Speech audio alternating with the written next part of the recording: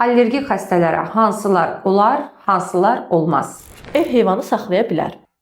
Bəli, əgər it və ya pişik saxlamaq istəyirsinizsə və it-pişik tükünə qarşı allergiyanız yoxdursa, heyvan saxlamaq olar. Bal yeyə bilər. Bəli, amma polen allergiyamız varsa, yəni bitki tozlarına qarşı allergiya varsa, bal qətiyyən olmaz. Kondisionerdən istifadə edə bilər. Bəli, kondisionerin filtrləri tez-tez dəyişmək şərti ilə və temperaturu birdən-birə aşağı dərəcəyə salmamaq şərti ilə. Yəni isti havadan gəlib otağın temperaturunu birdən-birə 18-17 dərəcəyə salmamaq şərti ilə. Allergiyalı xəstələr üçün ideal otaq temperaturu 24-25-dir. İmmunitet gücləndirici əlavələr qəbul etməlidir.